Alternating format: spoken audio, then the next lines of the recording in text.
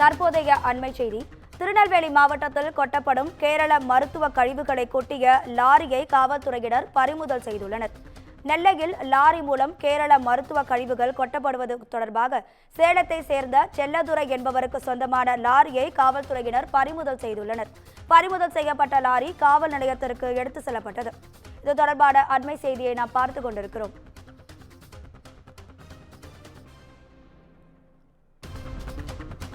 இது தொடர்பான கூடுதல் தகவல்களை தருவதற்காக நமது செய்தியாளர் சிவகுமார் இணைப்பில் இருக்கிறார்.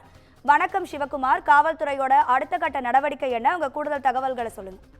அதாவது திருவனந்தபுரத்துல இருக்கிற மண்டல புற்றுநோய் மையம் அப்படின்னு சொல்லி இருக்கிறார், ரீஜனல் கேன்சர் சென்டர்னு. தென்னிந்தியாவுல மிகப்பெரிய ஒரு மருத்துவமனை, கிட்டத்தட்ட 1500 படுக்கைகள் கொண்ட ஒரு மருத்துவமனையில இருந்து மருத்துவ கழிவுகள் லாரிகள் மூலமா ஏற்றப்பட்டு நெல்லை மாவட்டத்தோட உட்புற பகுதியான கொண்டாநகரம், கல்லூர், பல ஊர் உள்ளிட்ட 3-4 இடங்கள்ல நீர்நிலைகள்ல போடப்பட்டிருந்தது.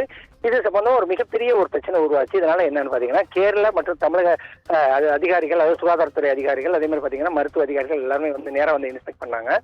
இன்ஸ்பெக்ட் பண்ணும்போது தேசிய பசுமையம் ஒரு தீர்ப்பு சொல்லுச்சு. தேசிய பசுமையம் ஒரு அறிவுறுத்தல் கொடுத்தது. என்னன்னு பாத்தீங்கன்னா, இந்த கொட்டப்பட்ட இந்த கழிவுகளை குறித்து முழுமையான அறிக்கை சமர்ப்பிக்கணும்னு சொல்லி தெரிவிச்சிருந்த நிலையில முதற்கட்டமா போலீசார் என்ன பண்ணிட்டாங்கன்னா, சுத்தமல்லி பகுதியை சேர்ந்த மாயாண்டி உள்ளிட்ட 2 பேரை கைது செய்து சிறையில் அடைச்சாங்க.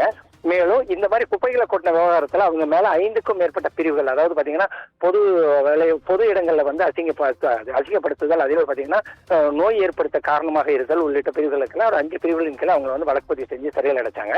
இந்நிலையில அந்த விவகாரம் இன்னும் மேலும் சூடு பிடிச்சது. எப்படின்னு பாத்தீங்கன்னா, அந்த கழிவுகள் எப்படி இங்க வந்தது, எப்படின்னா திருவனந்தபுரத்திலிருந்து திருநெல்வேலியோட இன்டீரியருக்குள்ள வரணும் அப்படின்னா ஏறத்தாழ 2க்கும் மேற்பட்ட இடங்கள்ல போக்குவரத்து அலுவலகங்களை தாண்டணும். எப்படி பாத்தீங்கன்னா செக் போஸ்ட், அதாவது தென்காசி செக் போஸ்ட் ஆகட்டும், அல்லது காவல் கிணறு செக் போஸ்ட் ஆகட்டும், அல்லது மார்த்தாண்ட செக் போஸ்ட் ஆகட்டும், இப்படி 3 மாவட்டத்தை தாண்டி தான் இன்டீரியரா கொண்டாந்து கொட்ட சூழ்நிலையில இது யாருக்கு இதுல தொடர்பு இருக்கு அப்படின்னு சொல்லி முழுமையா அறிக்கை செஞ்சு அதன் அடிப்படையில் நடவடிக்கை எடுக்கும் சொல்லி மாவட்ட நிர்வாகத்துக்கு பல்வேறு தரப்புல இருந்து கண்டன குரல்கள் வந்த நிலையில அதோட முதல் கட்டமா சேலத்துல இருந்த செல்லத்துறை அப்படிங்கிறவர் தான் இந்த லாரியை உபயோகப்படுத்தி அதன் அடிப்படையில் இந்த குப்பைகளை கொண்டு வந்து நெல்லை மாவட்டத்தோட இன்டீரியர் பகுதியில் கொட்டிட்டு போயிருக்கிறாரு.